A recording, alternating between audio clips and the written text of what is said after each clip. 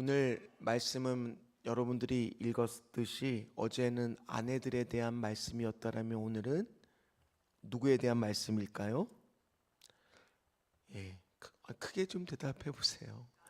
네, 왜냐하면 어제 제가 첫 마디가 뭐였냐, 아내들아 이와 같이 순종하라 딱 그랬더니만 권사님들도 나와서 찬양을 했지만은 표정이 아주 좋지만은 않을 수도 있었던 상황이었거든요.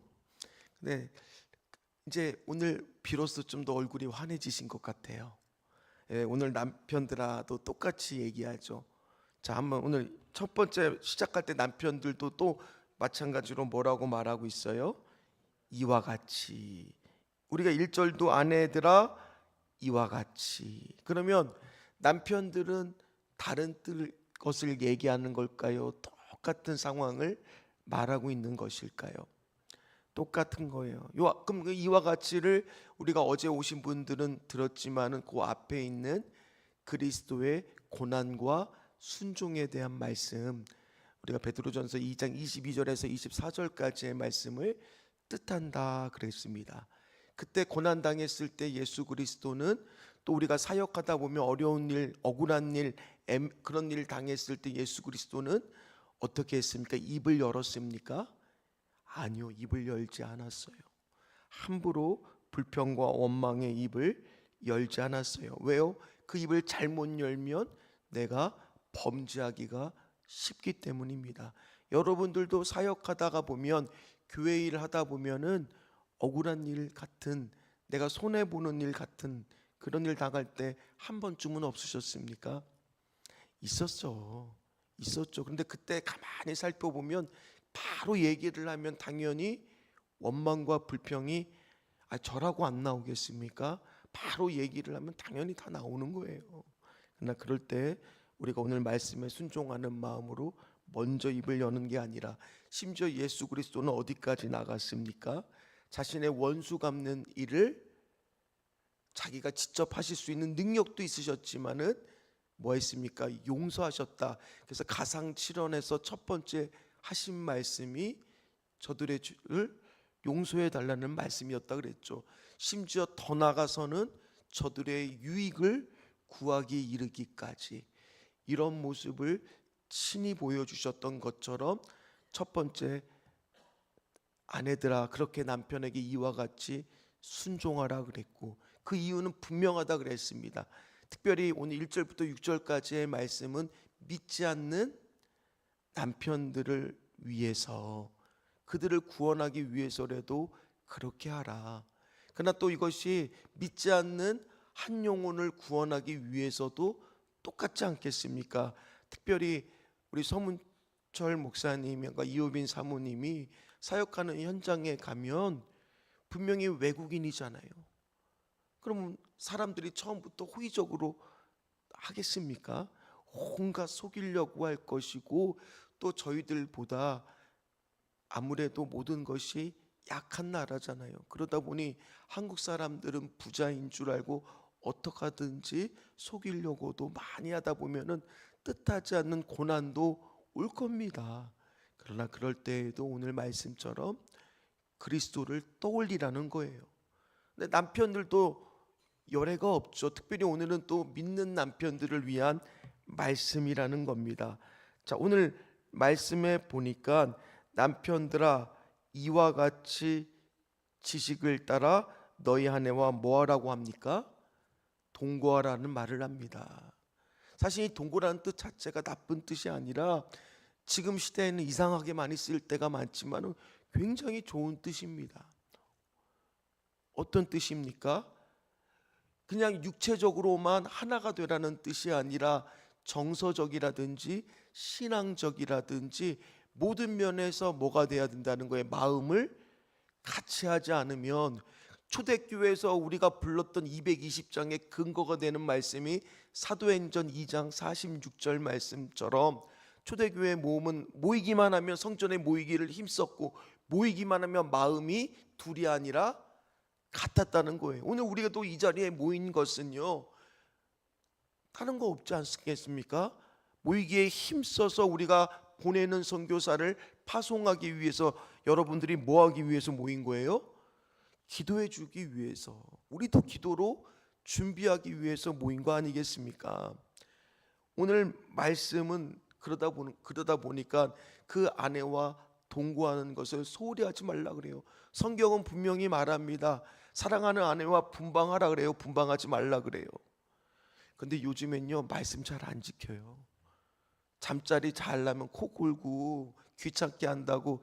솔직히 저도 어떨 때는 따로 잘 때도 있지만, 그러나 근본적인 성경의 가르침은 방을 같이 쓰래요? 아니면 방을 같이 쓰지 말래요? 대답을 좀 해보세요. 다 찔리죠. 저도 찔려요. 왜 그러겠습니까? 그런 것들을 통해서 오늘 말씀을 순종하라고 했는데 우리가 의외로 놓치는 부분들도 있어요. 그러나 마음적이라도 우리가 하나가 되어야 된다는 거예요. 특별히 우리 남편들도 마찬가지예요. 오늘 말씀을 보면요, 그럼 교회는 또 다를까? 똑같아요. 교회도 마음을 같이 해야 되잖아요. 제가 이번에 놀라운 것은 우리 구역장님들, 부교역장님들과 함께 리더십 훈련도 받고 또 교제도 하기 위해서 잠깐의 시간을 그래도 함께 보내려고 가서 제가 과제 하나를 냈어요. 어떤 과제를 냈느냐? 우리가 늘 모이면 신앙의 이야기는 잘해요. 그렇죠? 은혜 나누는 건 잘해요. 그래서 과제 하나를 냈는데 2명씩 짝을 지어준 다음에 옆 사람이 스몰 토킹이라고 하는 게 뭐냐면 일상적인 것들을 좀 한번 물어보라 그랬어요. 좋아하는 색깔은 뭔지, 좋아하는 음식은 뭔지. 놀라운 결과가 발생이 됐습니다. 어떤 결과가 발생이 됐느냐? 모여서 이제 발표하는 시간이 있었어요. 다들 너무 좋아요. 그래서 칭찬도 제가 많이 하라고 이렇게 말씀을 드렸는데, 놀라운 것은요, 이렇게 지시를 했는데도 불구하고 반 이상은 여전히 신앙 얘기를 많이 하더라는 거예요. 근데 일상을 나누고 여기도 우리 사역을 하겠지만은 저도 성도님들하고 늘 신앙적인 이야기만 하지 않습니다. 여기서 동고라는 말 뜻 자체가 뭐합니까? 삶을 나누는 거예요. 지금 우리가 나눔이라고 하는 시간을 통해 서로 알아가는 시간을 통해 신앙적인 연합과 교제도 중요하지만은 오늘 일상 가운데 우리의 삶을 나누면서 같이 기도하는 것도 중요할까요? 중요하지 않을까요? 그래서 시편 133편 1절에 보라, 형제가 연합하여 동거함이 어찌 그리 선하고 아름답다라고 말하고 있지 않겠습니까? 자, 그래서 오늘도 말씀에 그 앞에 동거함에 따라 어떤 말이 있는지 한번 보세요. 어떤 말이 있어요? 무슨 말이 있어요? 지식을 따라. 뭐라고요? 지식을 따라. 자, 한번 따라 해봅니다. 배우자를 배우자. 뭐라고요? 배우자를 배우자. 중요한 거예요. 그럼 저도 마찬가지예요. 성도들을 뭐 해야 돼요? 공부해야 돼요? 안 공부해야 돼요? 사역하려면 공부해야 되는 거예요. 성도들을 삶을 알아야 기도가 나오는 거지. 저분의 영적 상태 아는 것도 중요하지만 그걸 알아가기까지 삶을 나누고 공유하는 것도 중요할까요? 안 중요할까요? 중요해요. 저분이 왜 결석했을까? 저분이 왜 말씀이 안 들어가는 것 같을까? 그런 접근을 하기 위해서는요, 먼저 그분의 삶도 우리가 알아야 되는 거예요. 아마 가서 사역하다 보면은 그런 부분들이 많이 중요할 겁니다.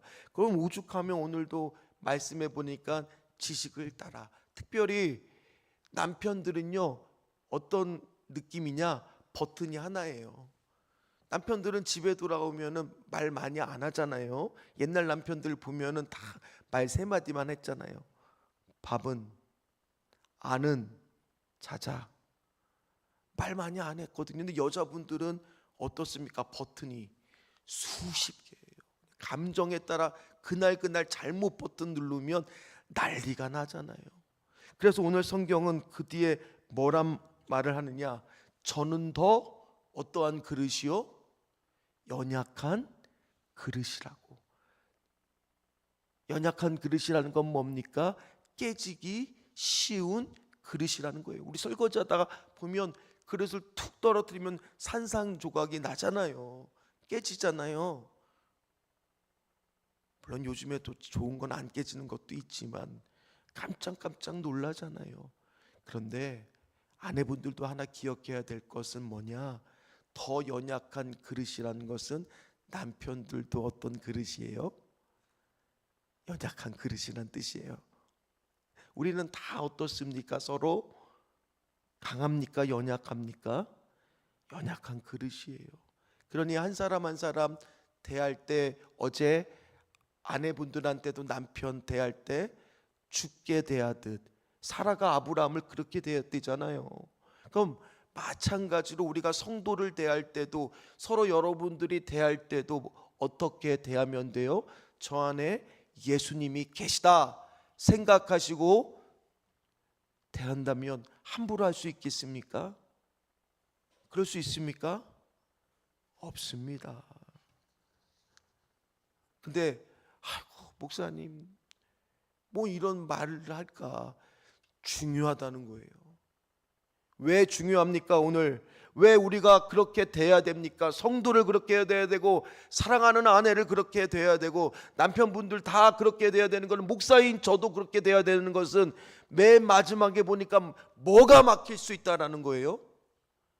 기도가 막힌다라는 거예요. 가정이 화목하지 않고 교회에서 성도들 간의 모든 것들이 연합되거나 하나 되지 않는데, 기도가 살아있는 교회가 되겠습니까? 기도가 살아있는 가정이 되겠습니까? 기도가 살아있는 사역이 될 수가 있습니까? 그러지 않는다는 거예요. 그러지 않는다는 거예요. 사랑하는 우리 남편분들, 또 우리 여기 목회자분들도 많이 계시지만, 다 사역하면서 기도가 막히는 경험을 할 때가 있을 겁니다. 가만히 돌아보면은 교회 와서도 예수님이 미워서 교회 안 나오는 사람은 본 적 있으세요? 저는 없어요. 다 교회 안 나온다고 하고 교회를 다른 곳으로 옮길 때 보면 예수님이 미워서 옮기는 게 아니라 다 뭐가 싫어서요? 사람의 관계 때문에 상처를 받는 거예요. 안 그렇습니까? 결론은 뭐냐? 기도가 막히는 일을 당하지 않기 위해서도 할 수만 있으면 모든 사람들과 더불어 성경은 뭐하라고 말합니까? 화목하라고 말하고 있다라는 거예요.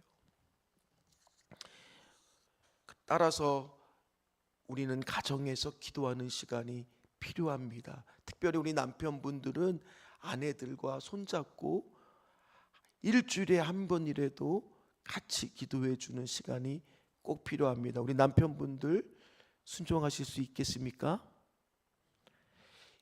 주여, 꼭 아마 하고 계실 거예요. 그러나 일주일에 한 번은 꼭 아내 손을 잡고, 그 너무 좋더라고요. 상대방 칭찬해 주기, 상대방을 칭찬해 주고 격려해 주고 기도해 주고 축복해 준다면, 아니 일주일 동안 힘들었던 게 쌓이는 것들이 풀려나지 않겠습니까? 실제로 이건호라고 하는 대구 순복음교회 목사님은 영혼의 공사라는 책을 최근에 냈는데, 그때 보면 이 기도 부탁을 주로 누가 했느냐? 한 병원에서 일하는 의사의 아내 되는 권사님이 어느 날 기도 부탁을 하더라는 거예요. 어떤 기도 부탁을 하냐? 남편이 기도도 안 하고 집에만 오면 짜증만 부리고 어떻게 하면 좋겠느냐? 영혼의 공사가 필요하다는 거예요. 그리고 말씀도 멀리하고, 한마디로 오늘 말씀처럼 뭐가 막힌 거예요? 기도가 막힌 거예요. 그러니까 가족들한테 짜증만 내더라는 거예요. 어떻게 하면 좋겠냐? 자기가 얘기해도 안 된다는 거예요. 그런데 그 목사님이 기도하다 보니까 어떤 말씀이 떠오르냐? 기도하는 중에서, 저는 환상을 아주 절대적으로 신뢰하는 거 아니지만 이 목사님 책에 보면은 그 분이, 그 장로님이 이 검은색 옷을 입고 가방을 들고 어디 큰 문으로 막 들어가는 그런 꿈을 꿨다는 거예요. 그리고 혼자만 들어가는 게 아니라 7명하고 같이 들어가는 꿈을 꾸면서, 그러면서 중요한 거는 이 다음에 이제 말씀을 딱 보니까 우리가 보는 베드로전서 2장에 있는 9절 말씀이 딱 이렇게 떠오르다는 거예요. 베드로전서 2장 9절 말씀, 우리 너무나 잘 아는 말씀입니다. 한번 같이 읽을까요? 그러나 너희는 택하신 족속이요 왕 같은 제사장이요 거룩한 나라요 그의 소유가 된 백성이니 이는 너희를 어두운 데서 불러내어 그의 기이한 빛에 들어가게 하신 이의 아름다운 덕을 선포하게 하려 하심이라. 아멘.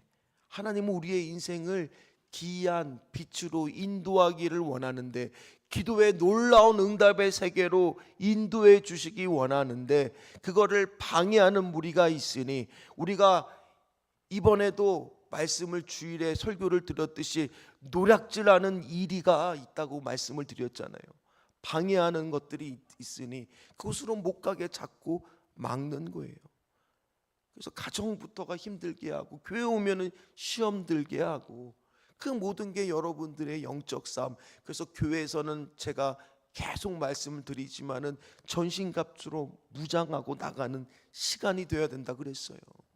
기도하고 여기서 쉼도 얻어야 되지만 무장을 하고 나가야 여러분들의 신앙의 일상 가운데 막힘이 없게 될 줄 믿습니다.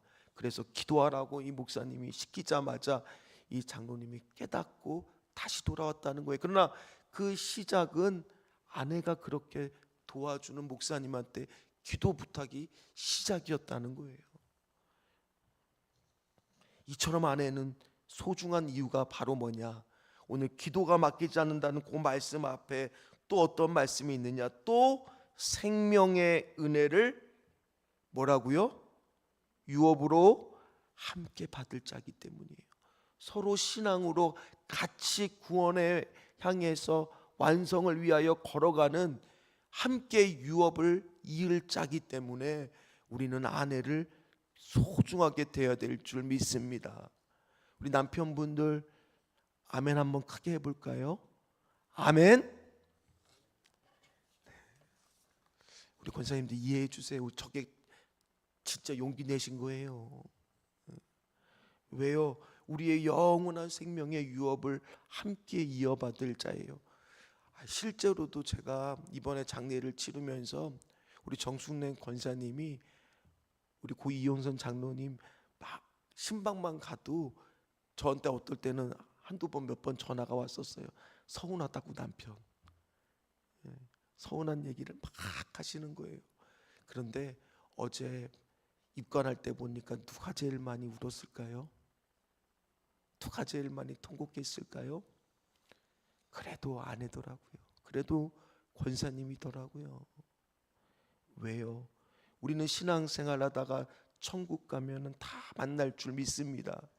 그러면 그때 거기서도 함께 주님을 섬기는 생활을 할 사람이 또 아니잖아요.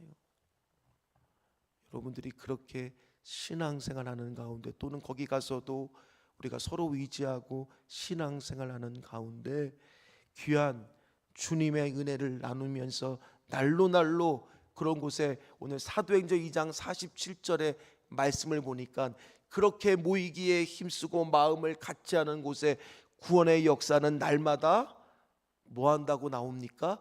더하시겠다라고 말하고 있다라는 거예요.